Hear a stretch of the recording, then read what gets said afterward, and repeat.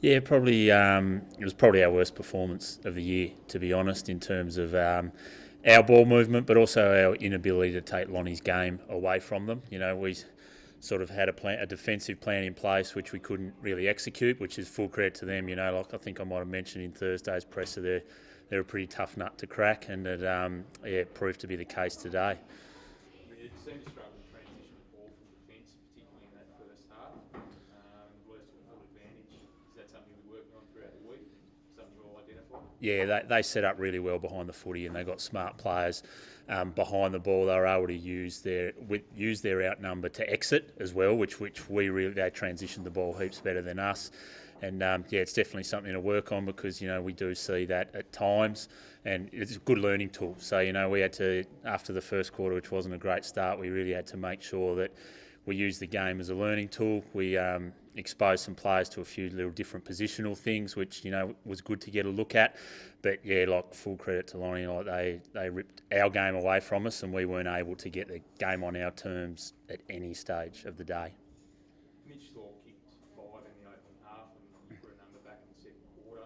Was Mitch simply too good, or did the structures fall away? I think Lonnie had some really good ball use inside 50 as well. When we do have that outnumber, it probably needs to initially be a little bit more defensive and then offensive on the other side. I thought in the one-on-ones, Tyler Carter did a pretty decent job. But, if Mitch gets supply, it's, if it's coming in thick and fast like it was, he's going to be tough to stop. He's always got a high volume of shots on goal. So, it starts further up the field. Like I said, in the times where there was a few one-on-ones that Tyler was able to win or halve the contest, which was really good. But, impossible for 120 minutes. It's got to be a team defensive thing. But if the ball's coming in like that, yeah, he's gonna kick a few. Marcus Davies obviously missed today.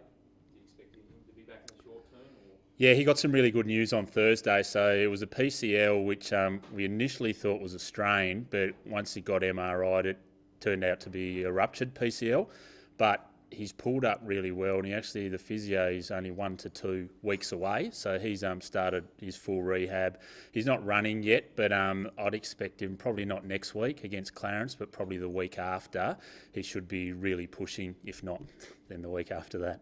You had a couple of injuries to Humphrey and Graham today. Can you give us an update on those two guys? Yeah, Ash just pinged his hamstring.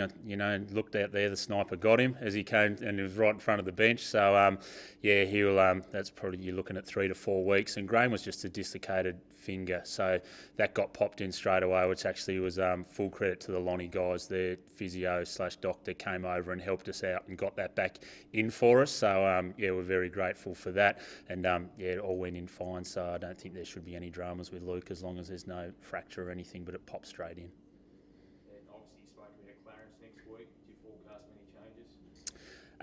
Potentially we're going to have a change for Ash. Ash won't get up.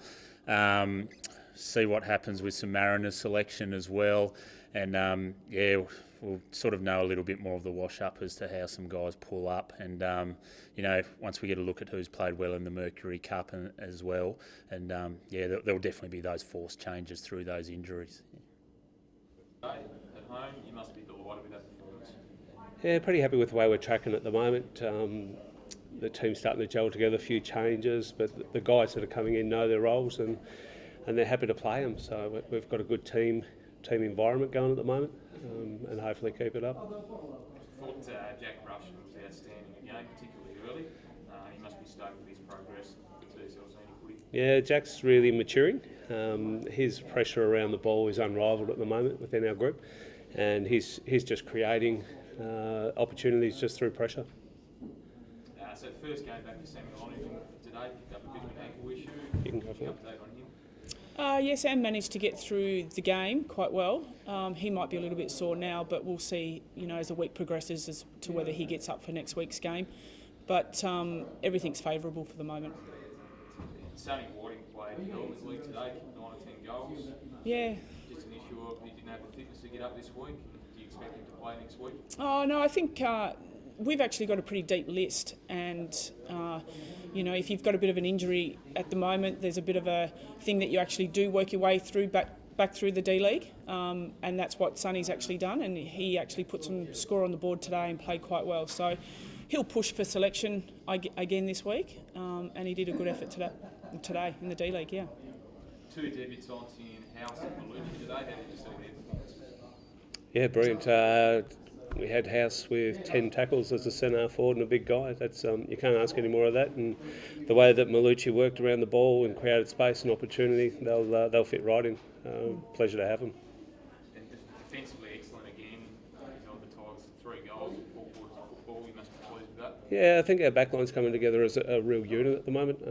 The forward pressure as well as the midfield pressure is making it a bit easier for the backline. It's not coming in as low and hard. So around the whole ground, we've set a standard and we're not going to drop off that. And obviously, Mitch Thorpe 8 goals today. Seems to go from strength to strength. You must be delighted with how he's performing. Yeah, look, Mitch is coming along really, really well. He sort of gives us a main target up forward. But if he can't pull it down, he puts it to ground, which you like. So your Jack Rushton at his feet, for example, can finish it off, and that's really pleasing. Yeah. And Glenorchy next week, obviously a massive test. Do you foresee many changes looking forward, or can we run it relatively similar to this week? Yeah, look, the week will tell. We'll see how everyone's pulled up from today. We have our main session on Tuesday night, and there's people now pushing for selection. With a deep list.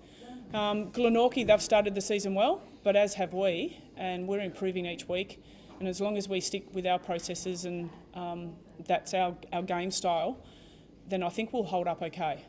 Yeah. And just quickly on Joey Harper, another game in the D League today. How far away do you think he is from senior footy? Yeah, JB won't be too far away, so we've managed him through. I think he's found it a process as well, a little bit harder than probably what I thought originally. So he's played half for about 3 weeks, up to 3 quarters today. There's no reason why he probably can't get a full game in next week, and we should be looking at him returning pretty soon. Easy. Thank you. Thank you.